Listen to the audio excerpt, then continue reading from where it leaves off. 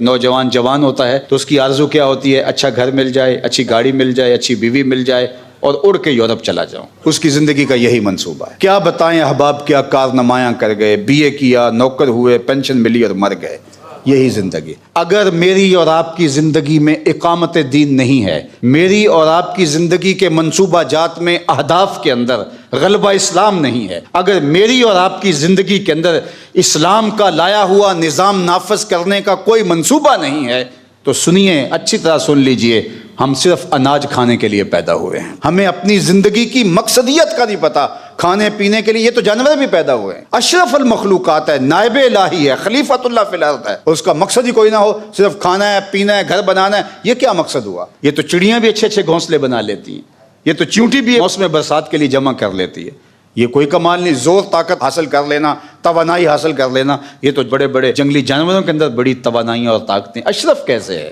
اس کا ایک ہدف ہے، پوری دنیا کو امن سے بھر دینا، پوری دنیا کو انصاف سے بھر دینا، غلبہ دین ہو، غلبہ اسلام ہو، توحید کا پرچم بلند ہو، اللہ کے رسول صلی اللہ علیہ وسلم کی اطاعت لوگوں کے رگ و ریشہ میں محو نفوذ ہو جائے۔ اگر میرے اور آپ کی زندگی میں کہیں یہ نہیں ہے منصوبہ، ہماری زندگی بس یہاں تک پہنچے گی اور قبر کی مٹی آ جائے گی، تو صاحب پھر سن لیجئے، ہمیں پھر اسلام کی ہوا بھی نہیں لگی ہے، ہم پھر سمجھ نہیں پائے کہ ہم پیدا کیوں ہوئے تھے۔ صرف ہم کھانے پینے کے لیے، اچھا مکان بنانے کے لیے اور شادی بیاہ کرنے کے لیے پیدا ہوئے، تو یہ سب کچھ تو جانوروں کے اندر بھی ہے۔ ہماری زندگی کا ہدف اسلام کا غلبہ ہے، ہماری زندگی کا ہدف پائیدار امن کا قیام ہے، ہماری زندگی کا ہدف رسول اللہ صلی اللہ علیہ وسلم کے پیغام کا ابلاغ کائنات کے ایک ایک گوشے پہ ہے، ہماری زندگی کا ہدف قرآنی معاشرت کا قیام ہے، ہماری زندگی کا ہدف اقدار عالیہ کا فروغ ہے، ہماری زندگی کا ہدف اخلاق حسنہ کو عملی طور پہ اپنے اوپر اور معاشرت کے اوپر نافذ کرنا ہے،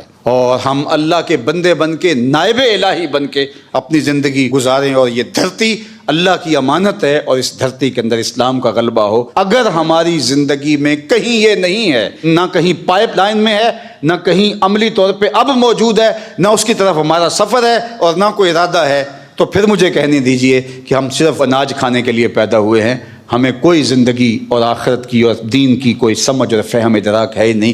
ہمیں سمجھنا ہوگا میری زندگی کا مقصد تیرے دین کی سرفرازی، میں اسی لیے مسلمان، میں اسی لیے نمازی۔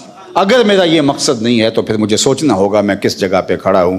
تو معال کار، معاد، ہمارا مقصود، ہماری آخرت، ہماری منزل تبھی منزل بنتی ہے اگر یہ اہداف ہمارے سیٹ ہوں۔ یہ ہماری ذیلی ضرورتیں، کھانا پینا، اچھا گھر، اچھا مکان، یہ ہماری ذیلی ضرورتیں۔ ظاہر ہے ہم بشر ہیں اور کچھ بشری تقاضے ہیں، یہ چلتے چلتے زندگی میں ساتھ آتے رہتے ہیں، ملتے رہتے ہیں، ان سے تلطف، ان سے تمتع، ان سے نفع ہم پاتے رہتے ہیں، لیکن آگے بڑھتے رہتے ہیں۔ ہدف ہمارا اور ہے۔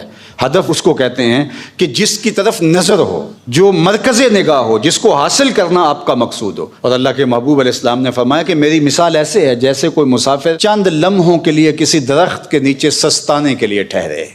تمہاری دنیا سے مجھے صرف اتنا سروکار ہے۔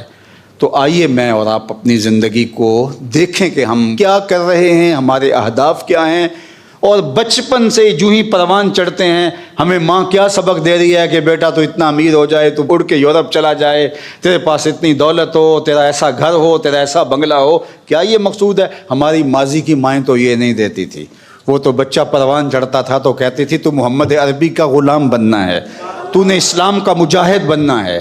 وہ مائیں کہا کرتی تھی، صلاح الدین ایوبی کی ماں نے ان کو کہا تھا نا کہ بیٹا جلدی جلدی بڑا ہو، تو نے مسجد اقصیٰ کو واپس لینا ہے۔ تو جب مائیں یہ کہتی ہیں تو بیٹے اپنی زندگی کا وہ ہدف طے کر لیتے ہیں، گول سیٹ کر لیتے ہیں، لیکن جب مائیں کہتی ہیں کہ نہیں نہیں پتر دیکھ شریک کہاں چلے گیا اور ہم کہاں رہ گئے، ہم نے بھی یہ بنانا یہ بنانا، یہ صاحب ہماری زندگی کا ہدف نہیں ہے۔ یہ اچھی طرح سے ہمیں اپنے ذہن سے نکال دینا چاہیے۔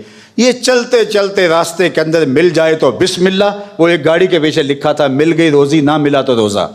ہم چلتے جائیں گے، مل گئی تو روزی نہ ملا تو روزہ، مقصد اسلام کے غلبے کا، مقصد اسلام کے جھنڈے کو کائنات میں اونچا کرنے کا۔ آئیے میں اور آپ اپنے مقصد حیات کو سمجھیں اور اس کو پانے کے لیے جد و جہد کا آغاز کریں۔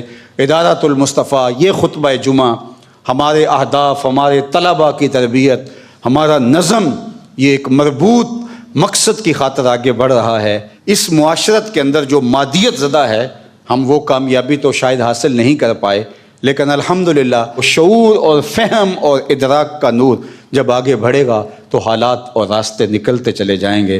ملیں گے سینہ چاکانے چمن سے سینہ چاک، بزم گل کی ہم نفس باد صبا ہو جائے گی، شبنم افشانی پیدا کرے گی میری سوز و ساز، اس چمن کی ہر کلی درداش نہ ہو جائے گی.